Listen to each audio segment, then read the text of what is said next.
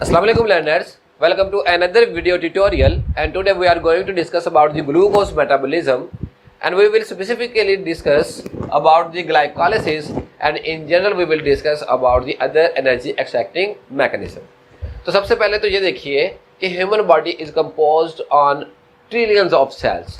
वो तमाम सेल्स जिन पर हम मुश्तमिल हैं, बेसिकली हर सेल अपने वेयर एंड टेयर के लिए उसकी कुछ बेसिक रिक्वायरमेंट्स हैं। हर सेल की जो बेसिक रिक्वायरमेंट्स है, अगर उनकी बात करें तो आमतौर पर उनकी बेसिक रिक्वायरमेंट एक ही है, बाकी सारी बेसिक रिक्वायरमेंट उसी से एसोसिएटेड है। ओके, तो सबसे बड़ी जो बेसिक रिक्वायरमेंट किसी भी सेल की है वो क्या है? एनर्जी। और एनर्जी के लिए हर सेल को चाहिए ऐसा सबस्ट्रेट जिससे एनर्जी एक्सट्रैक्ट की जा सके। इसी तरह हर सेल के अंदर डिफरेंट किस्म के एंजाइम्स हैं जो डिफरेंट किस्म के सबस्ट्रेट से एनर्जी एक्सट्रैक्ट करने की सलाहियत रखते हैं। ज़्यादातर सेल्स जो हैं वो ग्लूकोज से एनर्जी एक्सट्रैक्ट करने की सलाहियत रखती हैं, और चूँकि ज़्यादातर सेल्स ग्लूकोज को यानी उनके पास ऐसे एंजाइम हैं जो कि वो ग्लूकोज से एनर्जी एक्सट्रैक्ट कर सकते हैं, लिहाजा मोर और लेस तमाम सबस्ट्रेट जो कि एनर्जी रिच सबस्ट्रेट हैं उन्हें पहले ग्लूकोज में मॉडिफाई किया जाता है और फिर अल्टीमेट ग्लूकोज से एनर्जी एक्सट्रैक्ट कर ली जाती है। फॉर एग्जाम्पल, आप जो भी चीज़ें खाते हैं, आमतौर पर आप क्या चीज़ें खाते हैं, यहाँ पे मैं मेंशन करता हूँ जो चीज़ें आप खाते हैं। आप जो भी चीज़ें खाते हैं केमिकली वो क्या है? केमिकली वो कार्बोहाइड्रेट हो सकते हैं, प्रोटीन्स हो सकती हैं, या फैट्स हो सकते हैं। ओके, ये तमाम जो सबस्ट्रेट है ये बेसिकली एनर्जी रिच सबस्ट्रेट है। ओके, और हमारे सेल्स बेसिकली मॉडिफाइड है इन सबस्ट्रेट से एनर्जी एक्सट्रैक्ट करने के लिए। ये तमाम चीज़ें सबसे पहले हमारे माउथ में जाती हैं। इन जनरल बस मैं थोड़ा डाइजेस्टिव सिस्टम को डिस्कस कर रहा हूँ।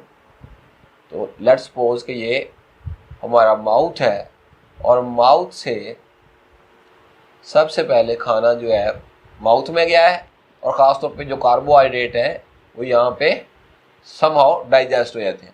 उसके बाद ये खाना एसोफेगस से होता हुआ स्टोमिक में चला जाता है। ओके, तो लेट्स सपोज कि ये हमारा स्टोमिक है, और खाना जो है वो कहाँ आ गया है? स्टोमिक में।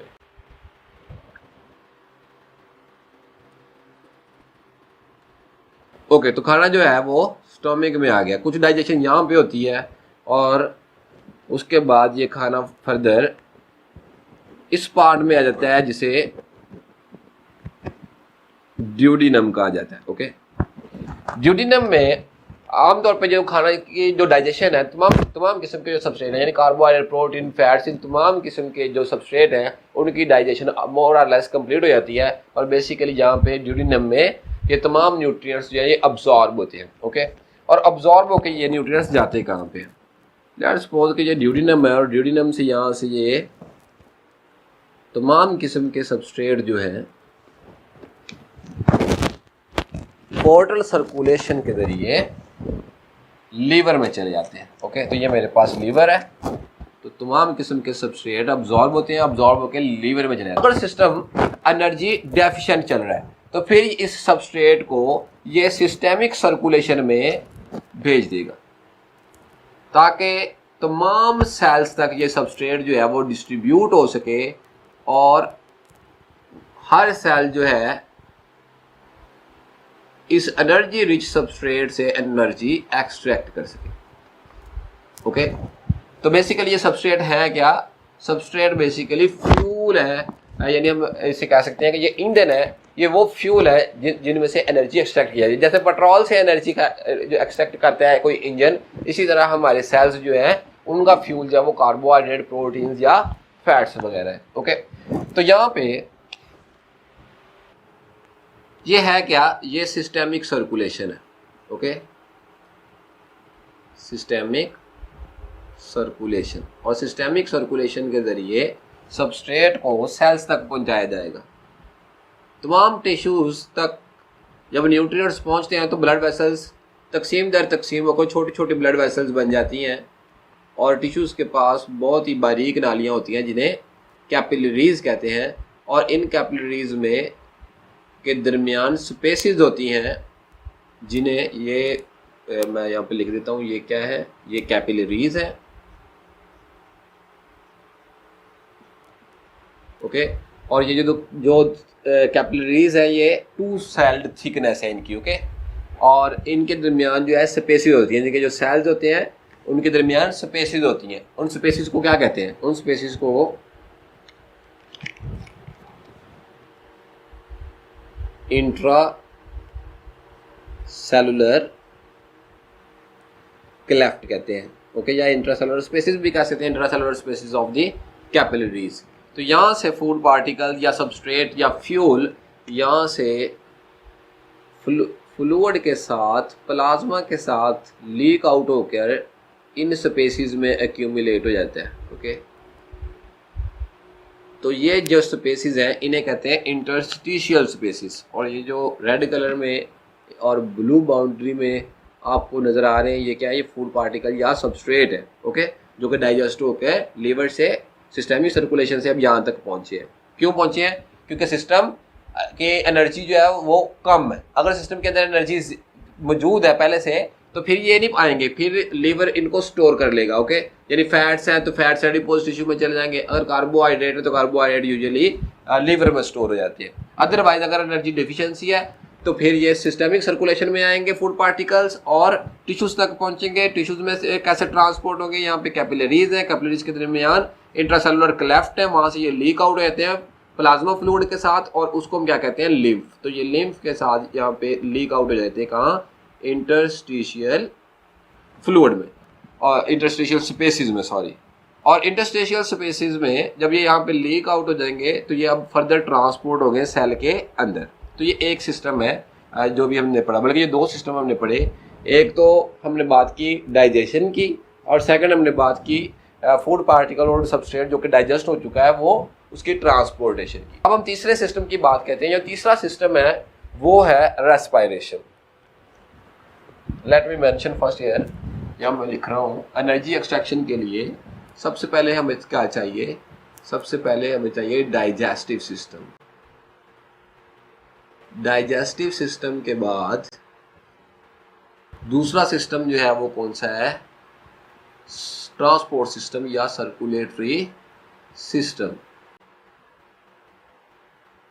और अब हम तीसरे सिस्टम की बात कर रहे हैं, वो सिस्टम कौन सा है? वो है respiratory system.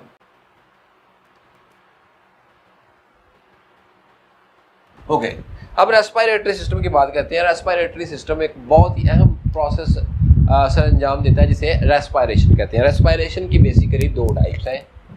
There are 2 type of the respiration.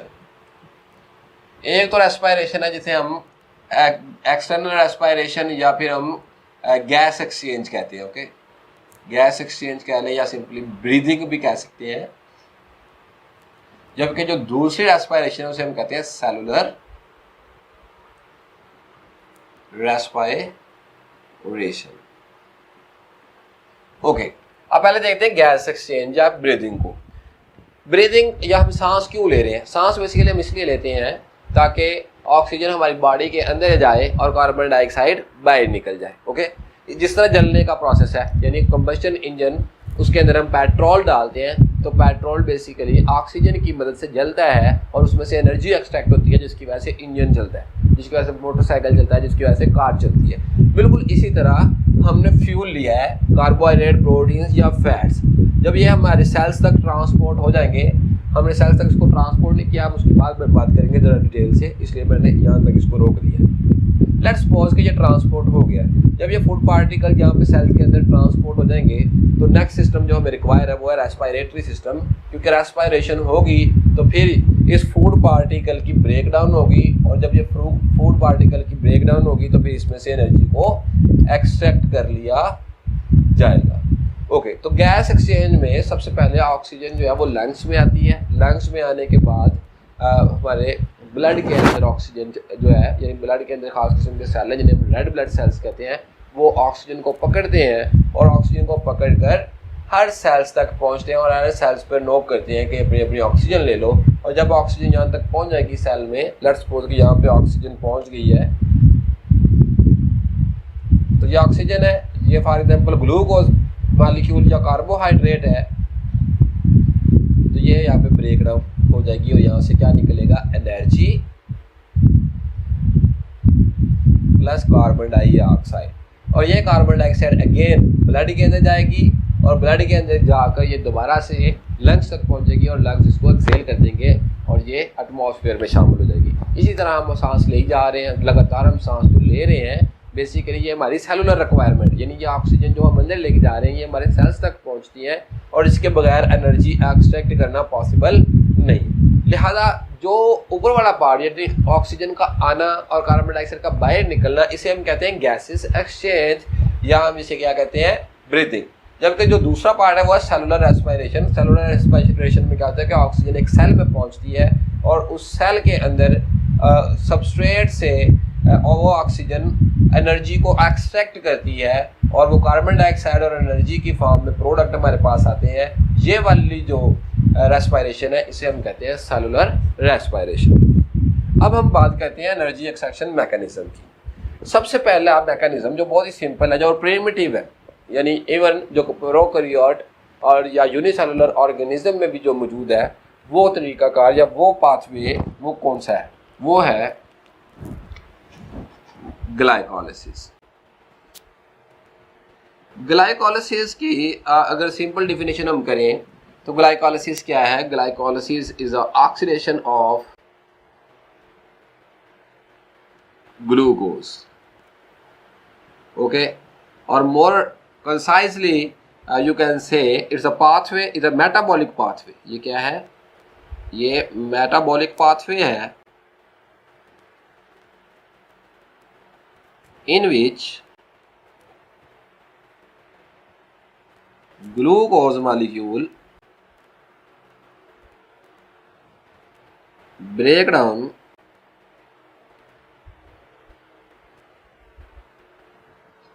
into 2-pyruvate molecule, okay. और इस प्रोसेस की खास बात क्या है? इस प्रोसेस की खास बात यह है कि इसमें से एनर्जी एक्सट्रैक्ट होती है, ओके।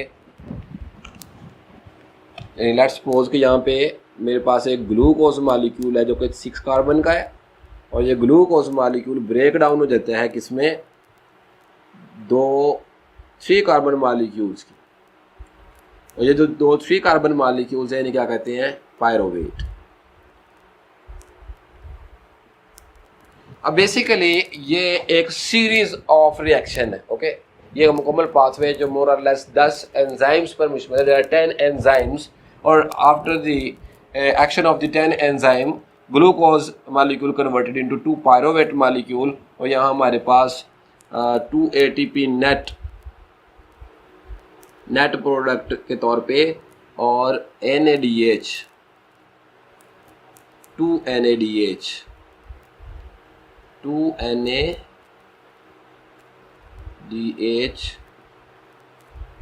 हमारे पास नेट प्रोडक्ट में आते हैं। तो बेसिकली ये दोनों एनर्जी की फॉर्म है। उसके बाद यानी ये लेट्स सपोज कि ये पायरोवेट मॉलिक्यूल है और इस सेल के अंदर अगर ये जिस भी सेल के अंदर ये एनर्जी एक्सट्रैक्टिंग मैकेनिज्म हो रहा है ग्लाइकोलिसिस का, इसको क्या कहते हैं? ग्लाइकोलिसिस। में मेंशन कर दूँ ये ग्लाइकोलिसिस। तो ग्लाइकोलिसिस के होने के बाद ये जो पायरोवेट मॉलिक्यूल है, अगर इस सेल जिस सेल के अंदर ये हो रहा है, इस सेल के अंदर माइटोकॉन्ड्रिया मौजूद है, ओके। अगर इस सेल के अंदर माइटोकॉन्ड्रिया मौजूद है, एंड सेकंड जो यहाँ पे इंपॉर्टेंट चीज़ है वो कौन सी है? ऑक्सीजन। और अगर इस सेल के अंदर ऑक्सीजन मौजूद है तो फिर ये पायरोवेट मॉलिक्यूल्स जो है ये एक ख़ास एंजाइम की मदद से एसीटाइल को ए में तब्दील हो जाएंगे और एसीटाइल को ए फर्दर जो है वो माइटोकॉन्ड्रिया में एंटर हो जाता है, ओके। और माइटोकॉन्ड्रिया में एंटर होके एक और प्रोसेस चलेगा, वो भी एनर्जी एक्सट्रैक्टिंग मैकेनिज्म है और वो ग्लाइकोलिसिस से ज़्यादा एफिशिएंट है क्योंकि वहाँ पे ज़्यादा एनर्जी प्रोड्यूस होती है। उसे कहते हैं क्रेब्स साइकिल।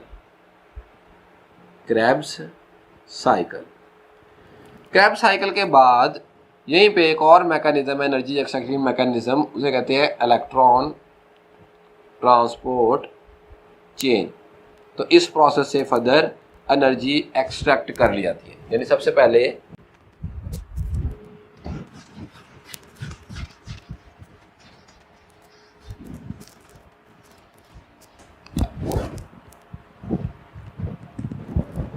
ग्लाइकोलिसिस,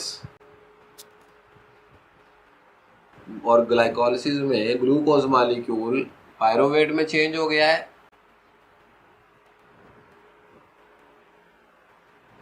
पायरोवेट अगर ऑक्सीजन मौजूद है और अगर माइटोकॉन्ड्रिया मौजूद है, ये दोनों कंडीशंस का फिलफिल करना बहुत ज़रूरी है।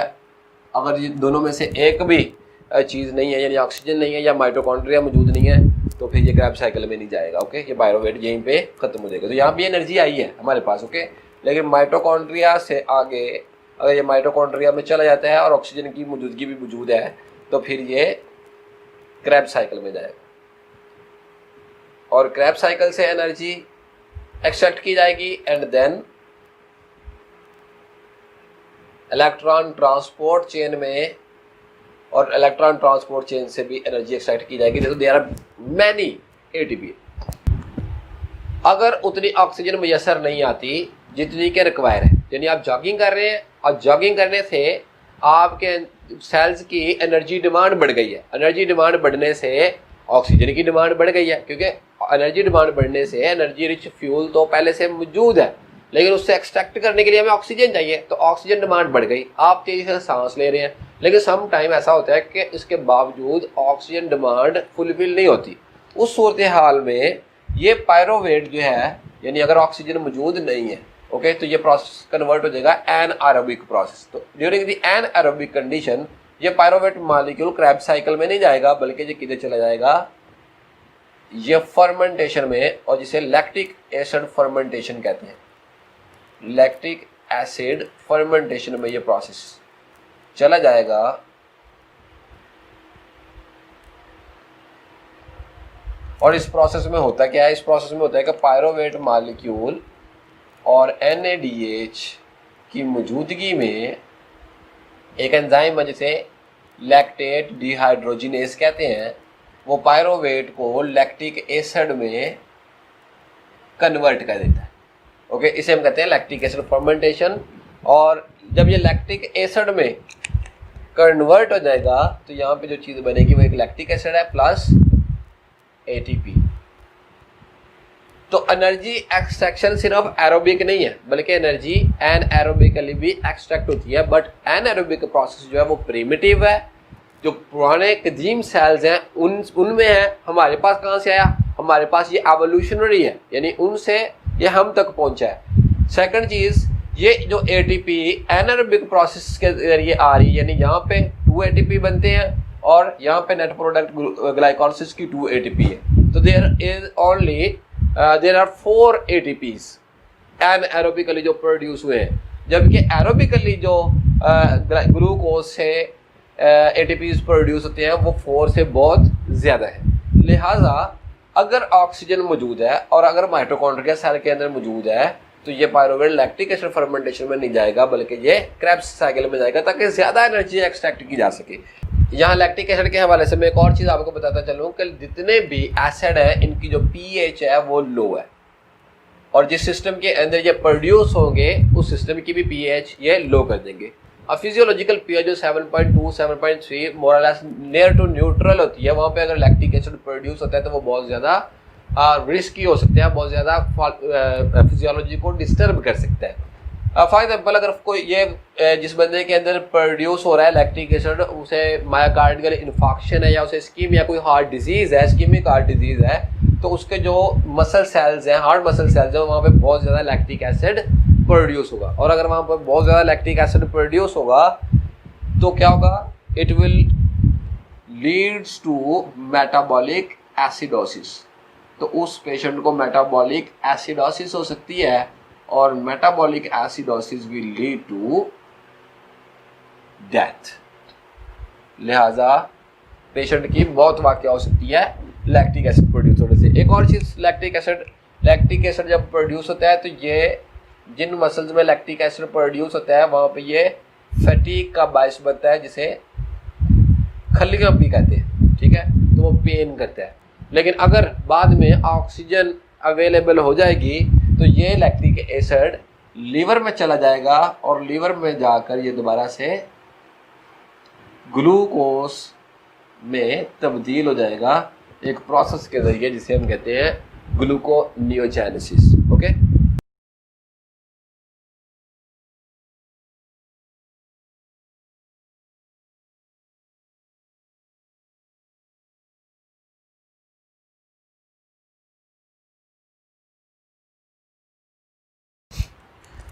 ओके, अब हम बात करेंगे ग्लाइकोलिसिस की। ओके, तो यहाँ पे ये मेरे पास सेल है। हम चूंकि ग्लूकोज मेटाबॉलिज्म पढ़ रहे हैं तो ग्लूकोज मेटाबॉलिज्म में सबसे पहले तो ग्लूकोज का सेल तक पहुँचना है। ठीक है, हमने कार्बोहाइड्रेट को डाइजेस्ट करवाया, लीवर तक लेके आए, लीवर ने बताया कि बॉडी के अंदर एनर्जी मौजूद नहीं है, लिहाजा ग्लूकोज उसने ब्लड के अंदर भेज दिया। जब ब्लड के अंदर ग्लूकोज आया तो फिर ये टिश्यूज़ तक पहुंचा और इन कैपिलरी से अब ये इंटरस्टिशियल स्पेसेस में मौजूद है।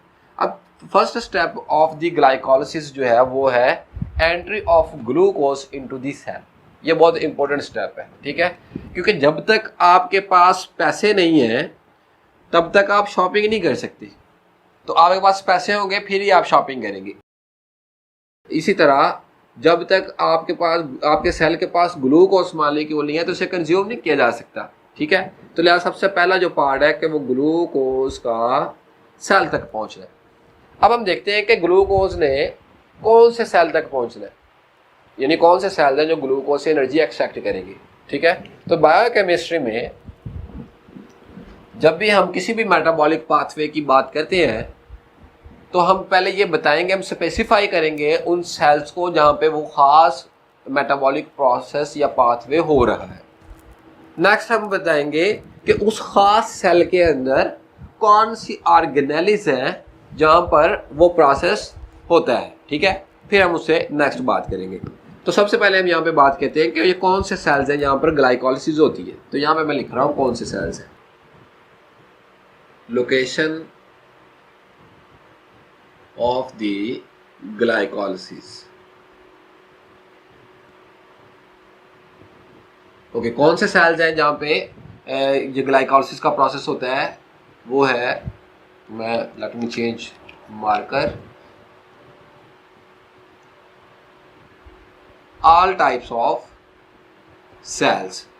तो ग्लाइकोलिसिस का जो प्रोसेस है ये हर किस्म के सेल में होता है। ओके, ये बात आपने याद रखनी है, कोई खास सेल्स नहीं है। और कुछ स्टूडेंट गलती से एमसीक्यूज में लिवर सेल्स लगा देते हैं, तो लिवर सेल नहीं, हर सेल के अंदर ये ग्लाइकोलिसिस यानी ग्लूकोज से एनर्जी एक्सट्रैक्ट करने वाले एंजाइम्स मौजूद हैं। लिहाजा हर सेल की ये कैपेबिलिटी है कि वो ग्लूकोज से एनर्जी को एक्सट्रैक्ट करने की सलाहियत रखता है। ओके, सेकंड चीज़ कि सेल का वो कौन सा पार्ट है जहाँ पे ग्लाइकोलिसिस का जो प्रोसेस है वो टेक प्लेस करता है। ठीक है, वो कौन सा पार्ट है वो मैं यहाँ पे लिखता हूँ रेड कलर में। सेल के अंदर साइटोसोल में, ओके, साइटोसोल क्या है? सेल के दो पार्ट है, एक जिसको हम ऑर्गेनेलिस कहते हैं जो somehow solid part of the cell है, और दूसरा लिक्विड पार्ट या जिसे हम साइटोप्लाज्म कहते हैं। साइटोप्लाज्म को ही यहाँ पे साइटोसोल कहा जा रहा है। ओके, ये कोई अलग से कोई डिफरेंट चीज़ नहीं है। तो बेसिकली ग्लाइकोलिसिस का प्रोसेस कहाँ होता है? ग्लाइकोलिसिस का प्रोसेस साइटोसोल में होता है। ठीक है, अच्छा, एक और चीज़ यहाँ पे बड़ी अहम है कि ग्लूकोज आफ्टर द एंट्री ये कहाँ जाएगा? ग्लाइकोलिसिस में। और कहाँ ये प्रोसेस है? साइटोसोल में। अब यहाँ पे एक बड़ा अहम क्वेश्चन ये है, बहुत दफ़ा डिफरेंट एग्जाम में ये क्वेश्चन पूछा जाता है कि ग्लाइकोलिसिस के लिए जो एंजाइम्स हैं वो कहाँ पे अवेलेबल होती है। तो आपने इस चीज़ में कन्फ्यूज नहीं होना, क्योंकि समहाउ हम बात करते नहीं है, तो इस वजह से स्टूडेंट जो है वो कोई राइबोसोम्स पे, कोई न्यूक्लियस पे पता नहीं क्या क्या कहानियाँ चलाते हैं कि पता नहीं वो एंजाइम्स कहाँ पे होती हैं। तो आपको ये बात मैं यहाँ पे हाईलाइट इसलिए कर रहा हूँ ताकि आपसे मिस्टेक ना हो। ठीक है, तो ग्लाइकोलिसिस की, चूँकि ग्लाइकोलिसिस का प्रोसेस साइटोसोल में होता है, सो ऑल द एंजाइम, या ये भी क्वेश्चन हो सकता है कि व्हाई द ग्लाइकोलिसिस प्रोसेस से take place into the cytosol. तो उसका भी यही आंसर होगा कि क्योंकि तमाम जो एंजाइम जो कि रिक्वायर हैं ग्लाइकोलिसिस के प्रोसेस के लिए वो साइटोसोल में मौजूद होते हैं, लिहाजा ये प्रोसेस भी साइटोसोल में ही होता है। ठीक है, या ये भी कह सकते हैं अगर आपसे ये क्वेश्चन पूछा जाए कि ग्लाइकोलिसिस का प्रोसेस सेल के अंदर कहाँ होता है, तो साइटोसोल में, और ग्लाइकोलाइसिस के एंजाइम्स कहाँ होते हैं, वो भी साइटोसोल में ही होते हैं। ठीक है, अब चलते हैं next.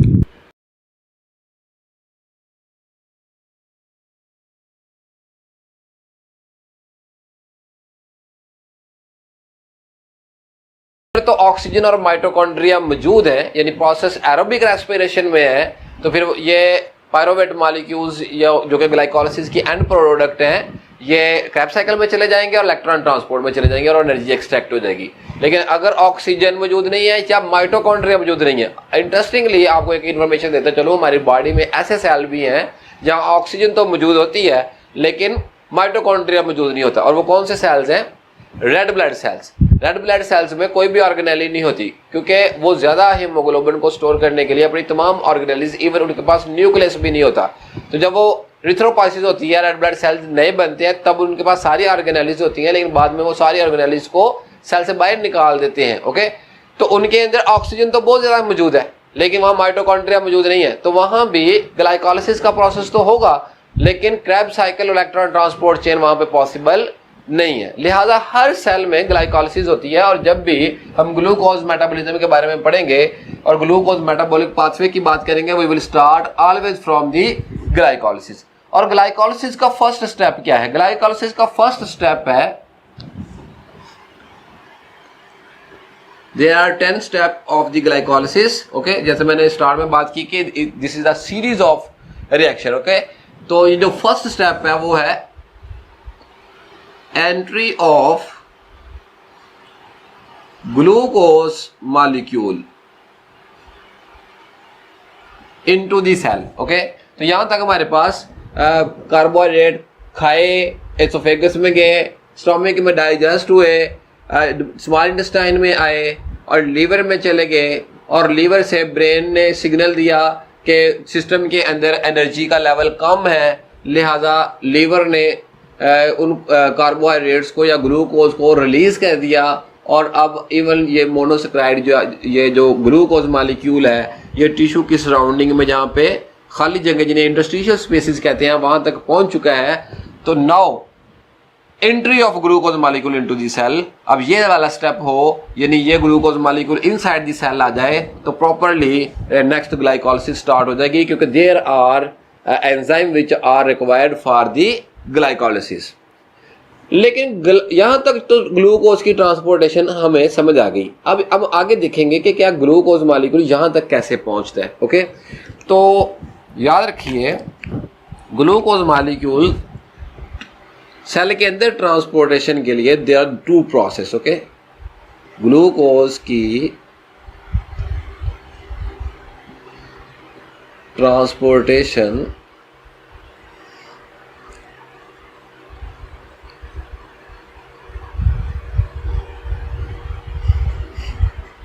Inside the cell,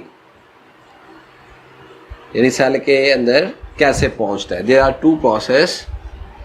number 1 facilitated diffusion,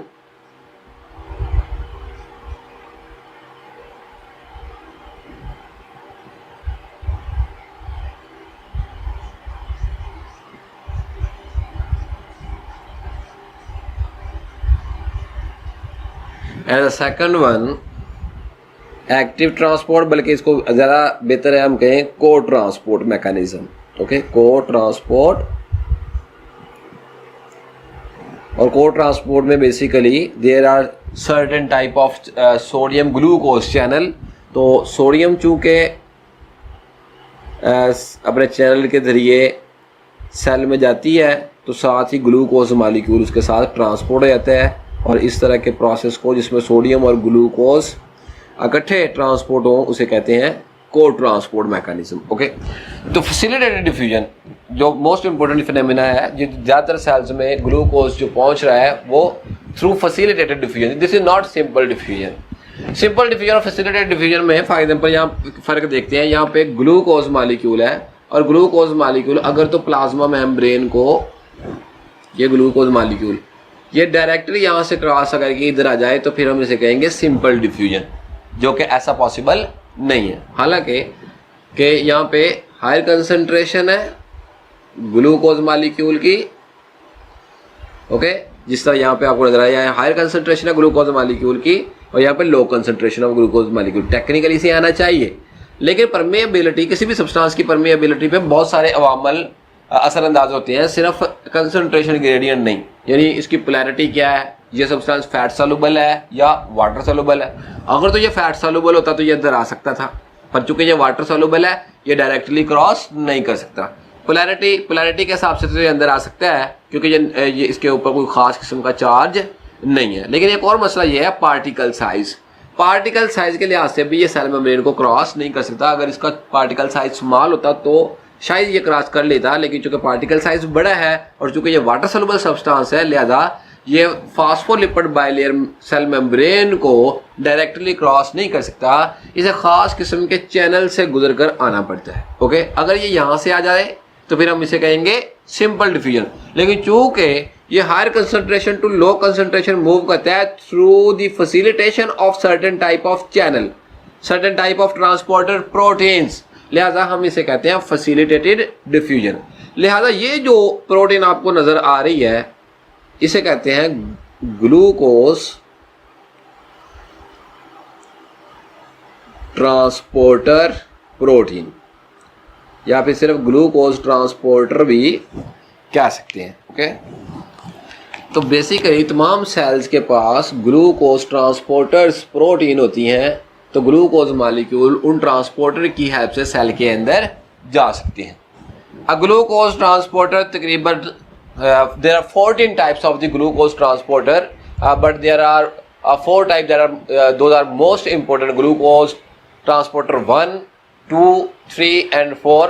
next lecture में हम ग्लूकोज ट्रांसपोर्टर पे बात करेंगे और देखेंगे कि कौन से टिश्यूज़ में कौन से ट्रांसपोर्टर्स होते हैं। तो ग्लूकोज ट्रांसपोर्टर को एक और नाम यहाँ पे मैं लिख रहा हूँ। ग्लूकोज ट्रांसपोर्टर का जो ज़्यादा टेक्स्ट बुक में आप नाम पढ़ते हैं उसे कहते हैं गलट। ओके, गलट स्टैंड फॉर GLU जो है ये ग्लूकोज के लिए है और T फॉर ट्रांसपोर्ट, लिहाजा इसे गलट प्रोटीन्स या गलट ट्रांसपोर्टर भी कहते हैं। ओके, नेक्स्ट लेक्चर में हम डिफरेंट टाइप्स के जो ग्लूकोज ट्रांसपोर्टर है उनकी बात करेंगे और उसके बाद हम बाकायदा तौर पे फिर ग्लाइकोलाइसिस की और डिफरेंट जो एनर्जी एक्सट्रैक्टिंग पाथवेज हैं उनकी बात करेंगे। अंटिल नेक्स्ट टाइम, दुआओं में याद रखिएगा। Bye bye.